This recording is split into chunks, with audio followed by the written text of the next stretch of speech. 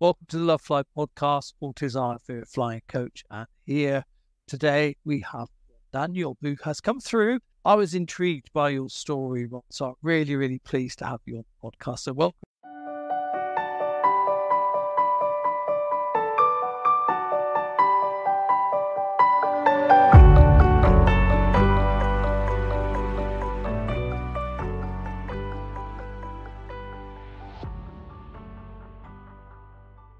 Yeah, thanks very much, Paul. I appreciate the opportunity.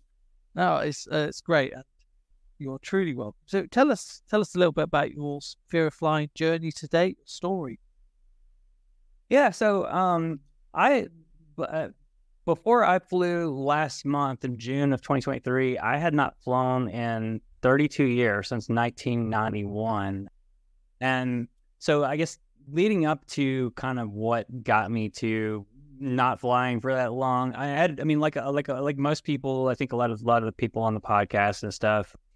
I flew, but prior to that, I flew and didn't think about it a good bit. And I guess it would have been like the late 80s. And I'd actually gone on a school trip to Europe in 1988, where, again, I didn't think anything of it. It was just sort of an opportunity to go and see the world and, have this great life experience or whatever. And I kind of like preparing for this big trip that we just took. I went back and was reading through, like, I had kept like a journal back in 88 sort of my travels and stuff in Europe or whatever. And I made mention in the journal of how the flight home like seemed shorter to me or something. Like, it was just sort of like no big deal. And I think like reading like my teenage self saying, oh, like it's shorter, it seems shorter flying home or whatever, like it kind of helped me. I think that's sort of a theme for me personally, and to sort of normalize flying, I guess, and just go like everybody does it, and and again, it's no big deal. And even the teenage me was just sort of like that, but just I didn't write like, oh my goodness, I thought we were going to crash or anything like that. I just wrote that, it seemed shorter or whatever. And so that kind of helped me. But what led up to me not flying for 3 decades? So in 1991, I had an opportunity to go to Los Angeles. I live in Atlanta. So, cross country, 5-hour flight, whatever.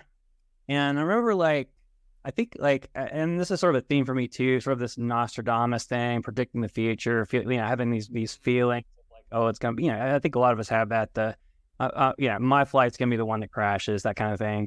Yeah. But I had this opportunity to go to LA and went over there, and I had like this, I think I was having dreams or some sort of like gut feeling something bad was going to happen. Nothing happened on the way over. It was fine. We got over to LA, and nothing to write home about. Coming home though, we're up over it's like Arizona desert or something like that, flying home like nonstop from LA to Atlanta. So long flight, and there's smoke. I'm sitting in the back. I'm in economy, but I'm like the very back of the plane, and there's like smoke coming out of the ceiling. Kind of from, it seems like the engine area. I don't know. It's probably, memories a long time ago, but there's smoke coming in the plane, and that kind of freaked me out, I think, as it would most people. And so I remember trying to say something to the flight attendant. She was obviously agitated, I guess, probably, it was kind of again, smoke in the airplane or whatever. But I mean, I guess nothing ever came of it. Like, we landed, and nobody ever explained to us what happened. I don't remember the captain coming on and going, I'm sorry about that little bit of smoke. That was but I do remember after the smoke went away or whatever, obviously, and like I said, they kept flying all the way across the country. There was back then, I mean, there was just one screen in economy, like a movie screen, and you to plug into the see or whatever, and that stopped working. I couldn't hear, I plugged in my little headphones and I couldn't hear the movie anymore. So I don't know, that was kind of what that was, I guess, so scary. And to this day, you don't know what happened. And then like a month or so later, get on another flight, this time to Washington, D.C., shorter, flight from Atlanta. But I guess in retrospect, I was already sort of anxious, I think, at that time. And I think that comes up with some of the folks that you talk to of, you have these going on in your life.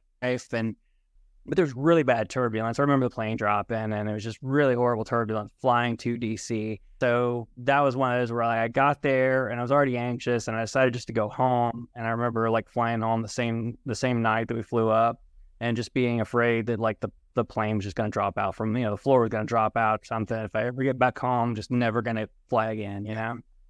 So that's kind of my kind of story. And so I didn't for 32 years. I didn't fly. So. Wow. And that's remarkable, isn't it, when you think about it now? So that just took those incidents, and you weren't nervous beforehand. It's come on, sparked by a couple of triggers, right? And that's enough. And it's just to show how powerful it is. Once you get that sort of thought, this is it. I'm not doing it. Yeah, that was it. Yeah. So that was it. What did you do? So you were in Atlanta. I don't know if you've always lived there. I know America's huge. You ski, you have beaches, you've got everything in one country, right? So maybe you don't need to leave. But... Yeah.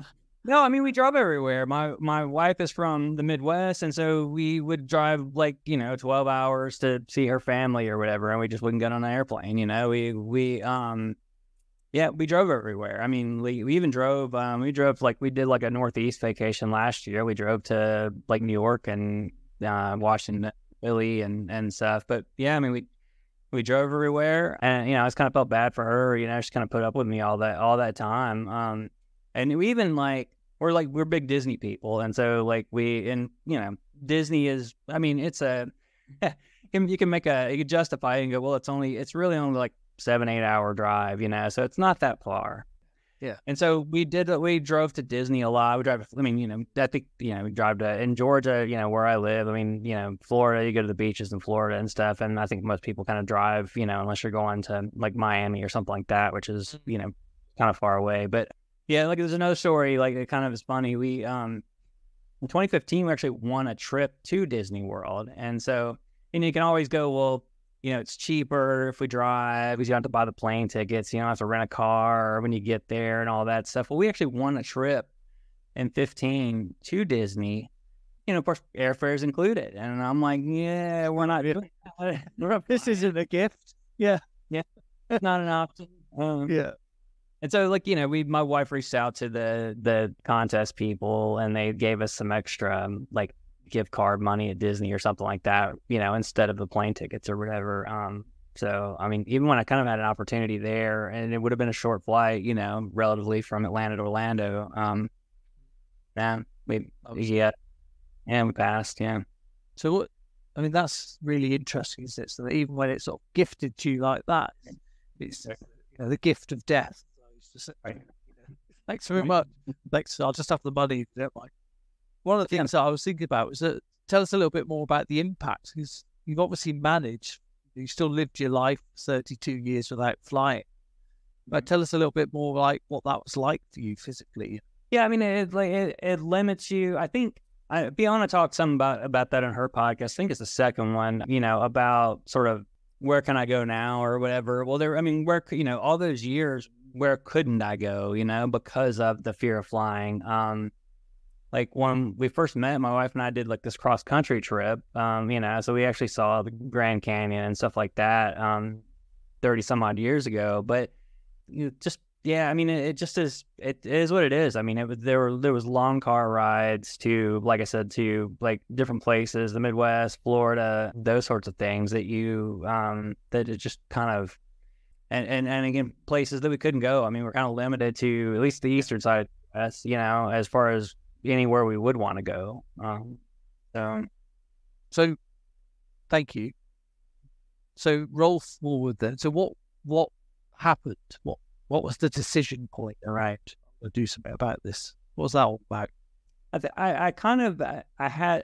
think the 88 trip to Europe kind of gave me a taste of what was out there. I always kind of wanted to get back there. And I always thought, I'll never be able to do it. Like I'll never be able to see all these things. And I think maybe that comes across in the Facebook post that I made that you guys saw after I got back.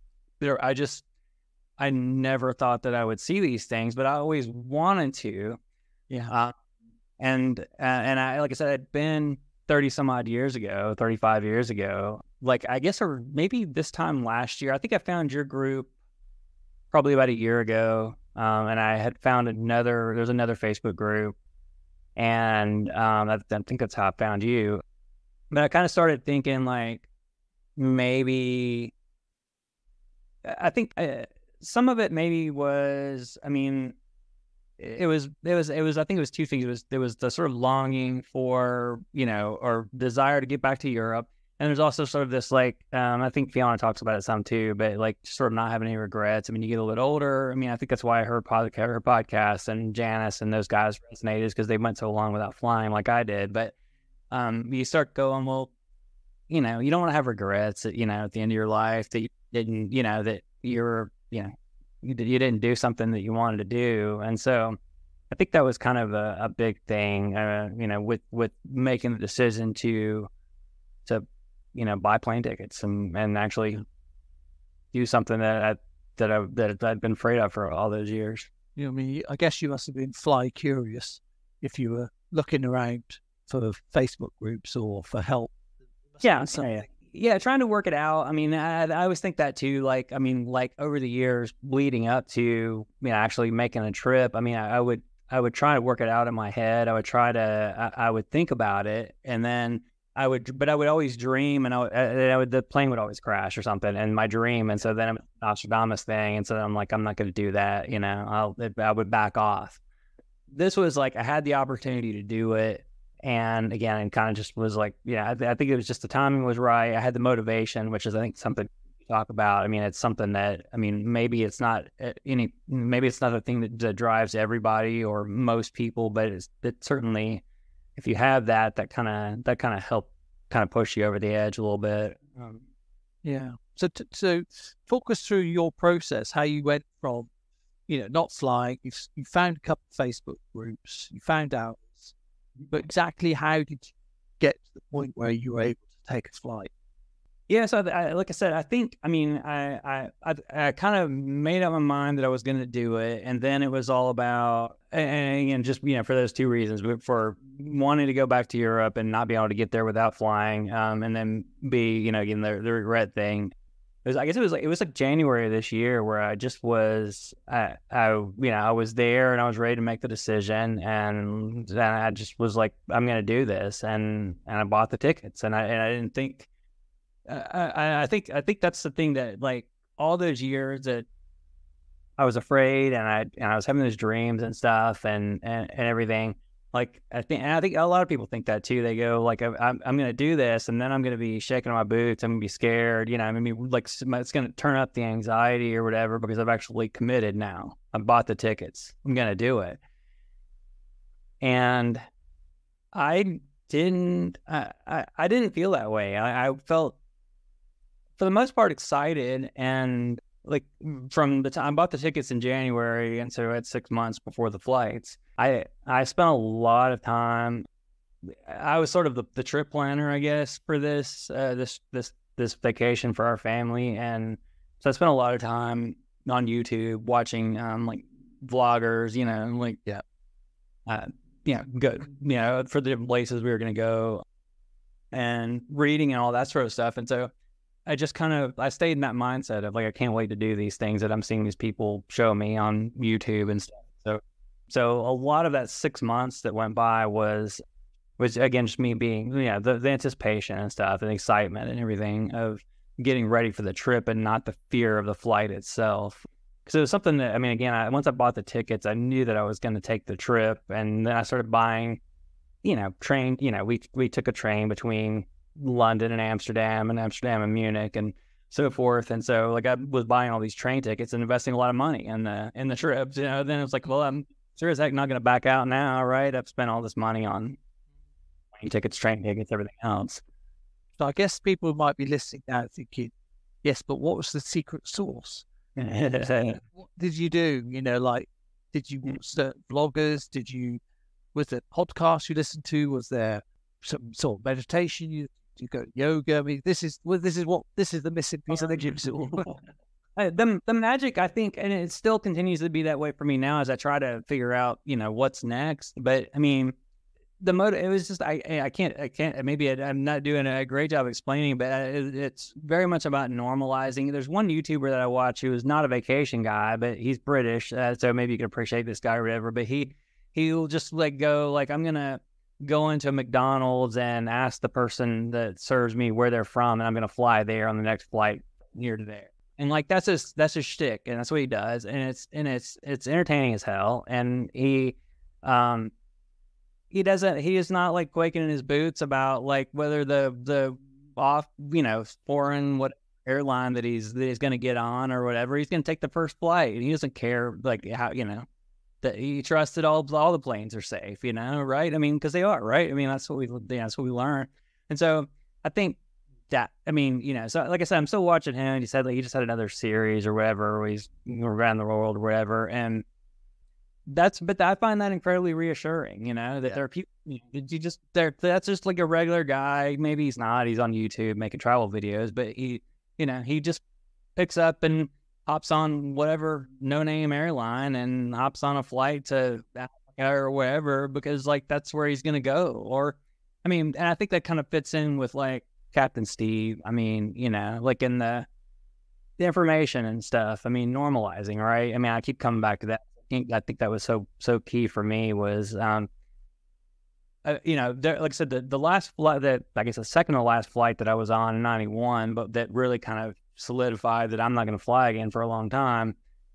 There was a turbulence problem, right? Or there was a big turbulence issue that scared me. And so, but I wasn't incredibly worried about turbulence last month when I flew back and forth across the Atlantic, like, even though, and I'll get into that more, but I mean, like with, kind of how that went, 'cause I think it's interesting too, how I got on the plane and all that stuff. But I mean, supposedly there was some turbulence. I mean, I didn't notice it, really.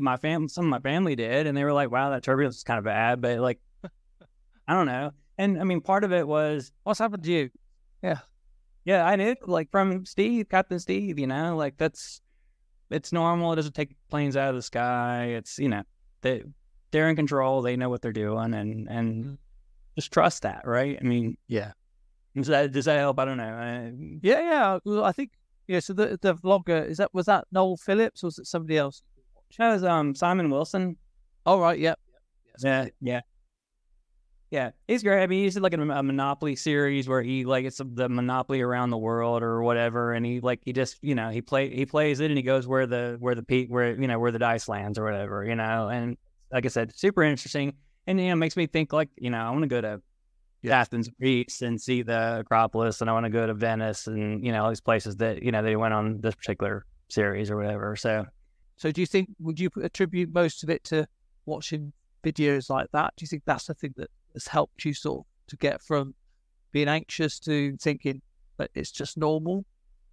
Yeah, I think so. I think that's it's a big chunk of it. Like I said, I don't want to minimize the impact that I mean, like I said, Captain, great name, Captain Ron, was another one of your podcasts. Like, all those guys are like, that also is like super reassuring, to hear talk about, what they go through, and and I mean, and it's something I wanted to bring up because I think it's to me, like, it's fascinating. It's such another like sort of a key thing for me as I got ready for these flights was I looked at a lot of Flight Radar, and I looked Flight Radar 24, and I would watch, like we all do, or a lot of us watch the flight that I was going to take, right, from Atlanta to London and back and forth or whatever. And it's incredibly reassuring to watch that thing take off like clockwork every day and land like clockwork. There's one day where I was watching it. I was watching the flight. It happened to be like on it right when it was supposed to take off. And so I'm watching it take off. And I had noticed there was the flight from Atlanta. It always kind of takes off and it kind of starts working its way north. So it's going towards the northeast U.S. and towards the North Atlantic and everything. And on this particular day that I was watching it, it wasn't doing that. It took off and it went like straight east across Georgia, like 200 miles, like again, the wrong direction, if you will, right? Yeah. The way it hadn't been going. And I was like, I just kept watching it. It just kept going. It wasn't going north. It was going east. I said something to my wife and she said, oh yeah, it's avoiding the thunderstorms. And I, because flight radar, it's not showing you the weather, right? It just not. There were storms all around us that day. They just weren't hitting our house.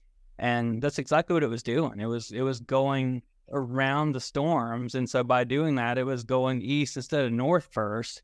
And like I can't overemphasize how incredibly comforting that is to see that they're not taking any chances, like they're not flying anywhere near those storms. They'll go out of their way to avoid those storms, and then they'll north it when they get past them, So, I mean, I think that's... Yeah, so you put the time in by the sound of it. Yeah. So tell us about the trip then, how that... You said there was a story around that as well. Yeah. There's... So, like, I mean, again, I really, after not flying for so long, I thought I'm going to be, like, scared. And, people, you read people talk about they didn't sleep the night before, that kind of thing.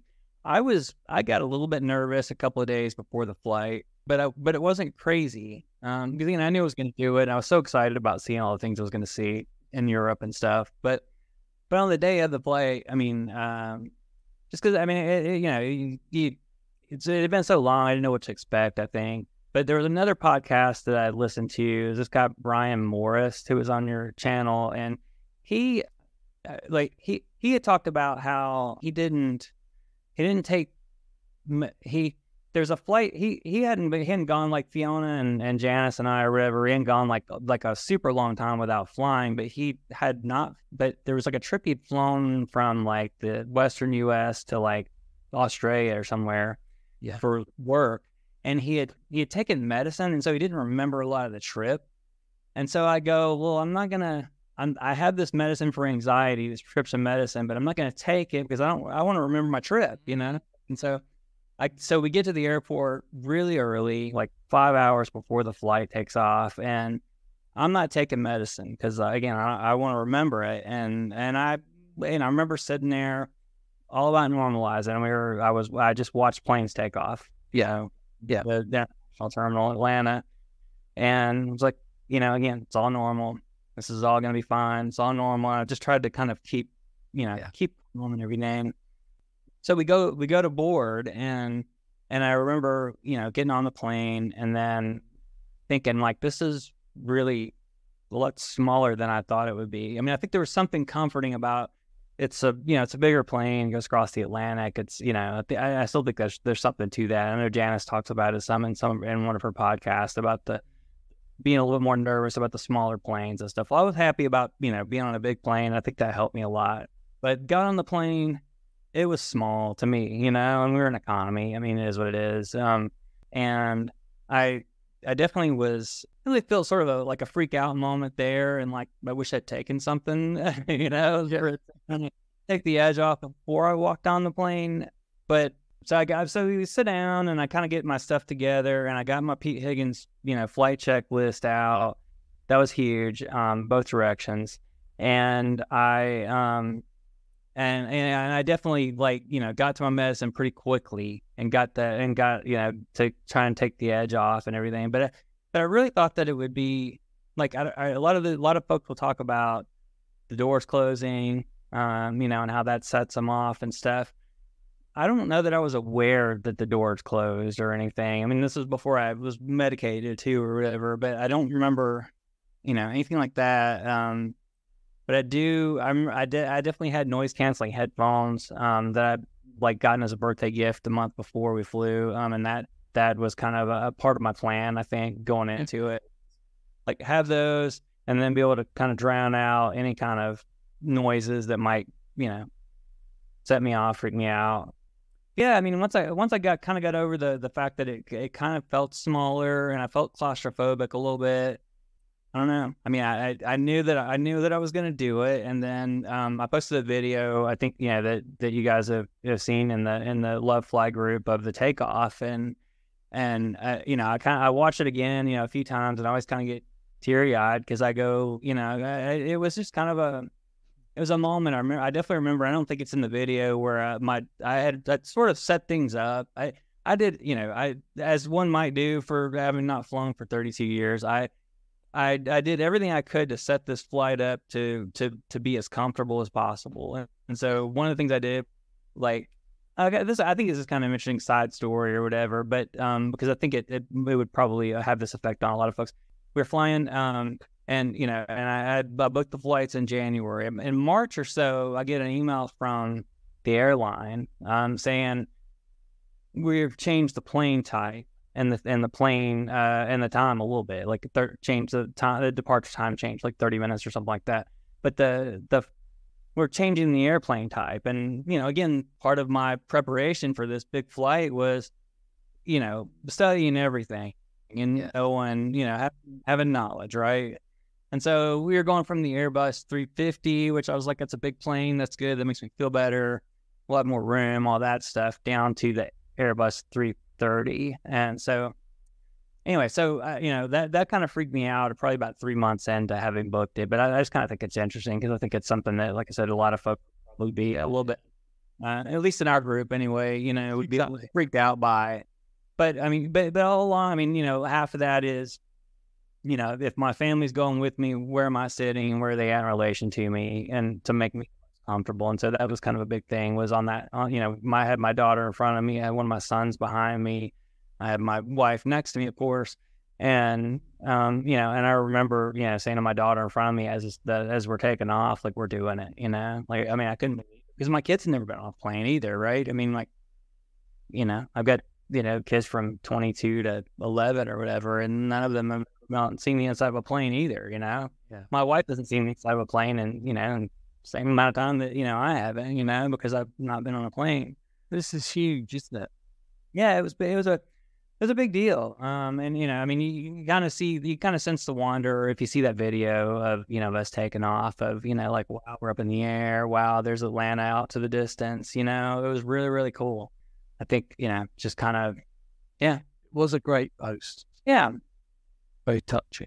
Yeah. And then, I mean, like, we got over there, we got to see all these things that, I mean, I made a post on my, like, personal pages, about, all the things that I saw. And I guess somebody, a few people reached out and they're like, your post seems genuine and stuff, more genuine than a lot of these, travel posts. People are just posting their pictures and stuff. But there was a large chunk of my adult life I went thinking, like, I'm never going to see London or, Amsterdam or the Anne Frank house or any of these things, that's all on that trip. And so, like, that, I'm just still kind of blown away that it happened, that they finally did it. And, again, the big, a big chunk of that is, I mean, I found, like I said, YouTubers and all that kind of stuff. But I mean, I found you guys, and I had, I remember when I first found, Pete Higgins' checklist, and I printed that out, and I was reading it to my wife, in our living room, going this is, this addresses everything that could possibly come up, because I remember vaguely from 91, I remember, the lights flickering, and that's, when you're taking, and the rattling and all that stuff, and how it makes you, uneasy. Oddly enough, I don't remember experiencing that on the, on this trip, but I was ready for it. I was ready for everything that came my way because of Peter Higgins and Captain Steve and you and all these folks that have come on and told their stories. And and then like I said, we took trains all over Europe, and by the time it was time to fly home, I was way less worried. I kind of gotten the big barrier of actually getting on a plane again, so I kind of knew what I was expecting. And I think it was interesting. Like I know this had to, this had an impact. But I don't remember. Like I said, I ended up taking medicine on the flight from Atlanta to London on the first flight, and I don't remember much of the flight. I mean, as it is, kind of what we talked about, which is why I was trying to avoid taking the medicine, but it was fine. It was good. It worked out. I got from where I needed to go, and we landed and we had a great time. But coming back, I tried to avoid taking medicine. And I remember when we got on the plane, I definitely remember the captain, because he came on and he said, "My name is Captain Pete." And I thought, like, that's, like I said, there's some association. I know Peter is a pilot, or I think he's not a pilot. Was he a pilot? No, he's not. He's probably flown more times than most pilots have. He's not a pilot. Yeah. Just an enthusiast and gifting that checklist. Yeah. So that helped. And then, he said something, that we expect the flight to be, last this long and all that stuff. And, mentioned even, the weather's great here in London. There may be some storms when we arrive in Atlanta. And, it just was, I always think, like, I was listening to Fiona's second podcast again the other day, and, she got this, like, dirty, the plane was dirty, and it was a smaller plane than she took flying over and all that stuff. I didn't have that. I had, like, the exact same plane that we flew from Atlanta to London. It just worked out that way. It was the exact same A330-900 Neo, and it was... And, the pilot said, there might be some storms in Atlanta. There were later that night, but there weren't when we landed. And so it was like the flight was perfectly fine. And, there was, nothing to write home about, nothing abnormal. I was much more aware on the flight home. And it was a little shaken, here and there. And I would watch the flight attendant, that kind of thing or whatever. But, like, there's just, there's nothing out of the ordinary. It was a completely normal. Yeah. Like the way, the way I guess most of them are, right? I don't know. Yeah, exactly. That's a great story. I mean, it's just 32 years and then flight experience. And, yeah. I mean, what would you put so people will listen now and think, okay, that's great. So what's your top tips then in terms of do this, don't do that? Oh, wow. Yeah. I think, like I said, for me, I think looking back, information was key. But also, I'm trying to think of, like, things that I would do, because, like I said, I think a lot of it was me just sort of, I had typed out this quote from Fiona, I think, where she says, like, knowing that every single thing has been accounted for. That's powerful stuff. It's, but like 10 years ago, like that would not have been enough for me, I guess, so I don't know, but like right now, like, that speaks to me and I understand it, that's huge. No, like I said, the flight radar, where the flight goes, 200 miles east, to avoid weather, everything has been accounted for. And if you know that and you trust it, and, and you can see, the stats and stuff don't lie. As far as air accidents and all that kind of stuff, that's, to me, like, I think accepting that the pilots know what they're doing and that they're taking care of everything, that was huge for me. But definitely medication was big for me. And again, just having the motivation and stuff. I think those are the key things. Maybe I'm trying to think if there's anything else that I've said come to mind, or no? As far as... No, I think for me, the big moment was your determination came through really strongly, that you kept setting, in the early part of your story, you saying, I just knew I was going to do it. I was definitely going to do it. I went it, and you were planning. Like, you knew you were going to be alive, landed, because you planned all these other things that cost you. Yeah, exactly. That's exactly right. Yeah, like, exactly. I did know that. And I tried, and I don't know why I didn't know that. Like I said, 8 years ago when I won a trip to Disney, and I could have gotten on a plane, which, there were lots of flights from Atlanta to Orlando that day and back, and they didn't crash. I could have done it then. I didn't, but that's absolutely correct that it's, like, I knew that I was going to arrive, and, and I was going to see all these things, and I was excited about it. And yeah, it's then it would be. I mean, I guess different. If you maybe it shouldn't be though. I mean, if you're just trying to plan a trip to New York or Chicago or somewhere, now maybe I'm not looking forward to a vacation there. I just need to go there for business or something. Yeah. Would it be the same for me? I don't know. I have to think it should be anyway, right? I mean, that's a good question. I mean, that actually brings me to sort of like what next? Do you consider yourself now a non or an ex-nervous flyer or? Yeah, I mean, I think, like I said, some of the other folks that talked about, I mean, that have done it, and then and it definitely opens up the world. And I guess my mindset right now is, I kind of consider myself an ex-nervous flyer, and I'm looking for where can we go next summer? Maybe out west, maybe Vegas or somewhere like that like we could never go to because it would be a $2 or $3 a day in the car thing. Otherwise, we can fly there in a few hours, that kind of thing. So like, that's what that's, I mean, yeah. And when I, like even yesterday I was looking at flights and stuff and like working, like what's available next June, for us to go somewhere else. Yeah. I feel like that's, that I'm mostly, like I said, I mean, when I know Janice was actually, I remember like in her podcast, she talked about flying from like Southern California to Northern California and doing like these sort of test flights or, that's not the right word, but the flights where she was kind of trying to, just trying to keep in it or whatever. And yeah, I mean, there's definitely a little bit of like, that's a smaller, that always involves a smaller plane than the one I took across. And so, like, and like I said, when I got on the plane, here, it was, I got a little bit nervous about the space and stuff and claustrophobia and all that kind of stuff. And so that's still, I think I feel kind of cured, but like maybe like there's still some things to work out, maybe. Yeah, maybe. It will be interesting to hear how the next flight goes.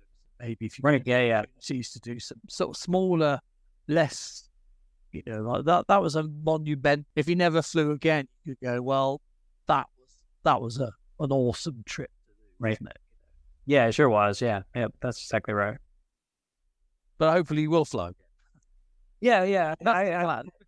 That is the plan. Yeah. That's definitely a plan because I mean, like I said, you go on Flight Radar right now and look at, the planes are up in the air. They're all taking off. They're all landing and I know that, logically I know that that's correct. And so I think that piece of it is kind of been worked out, I think. So let me squeeze you then. One last bit of wisdom. Okay. Based on your experience, 32 years, not flying, then flying, doing what you did, what's your kind of like the golden nugget that you'd say something inspire the masses? If you've got nothing, that's okay. I'll just cut it out. I mean, hopefully my story resonates because it was so long. I mean, there's been some folks that have come on that have maybe gone a little bit longer than I did without flying. But I just kind of think like if I can do it, I mean, it sounds trite or something, but I mean, if I could do it, anybody can do it. I mean, I really, really, like I said, I mean, 30 years is a long time, of, like I said, just the stuff rumbling around in your head and, oh, I want to do it, but plane crashes and all that. And to actually do, to do it, I mean, regardless, motivation or whatever, being able to do it when I never thought I could and all the things that like I said, that I saw, all the food that I ate and, I mean, it was just such an amazing time. And I could have never done it if I hadn't found you guys. And I mean, like I said, Captain Pete too, on the flight home, but Peter Higgins and Captain Steve. I mean, all that stuff kind of, helped take me across the finish line, to actually getting there. And it just was something that I, like I said, I never thought I would do it and never thought I would see all those things. And I did it.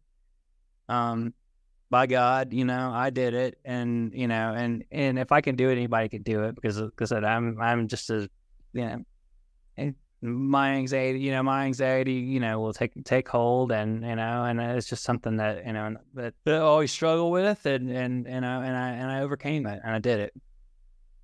So that's the moment, eh? That is the drop the mic moment. Ron Daniel, that was absolutely fantastic. Thank you very much for coming on, and do let us know when you stay in touch in the Facebook group. Yeah, sure will. Just let us know if you've got anything else coming up. And this is going to inspire a lot of people. So thank you. Thank you very much. Thank you, Paul.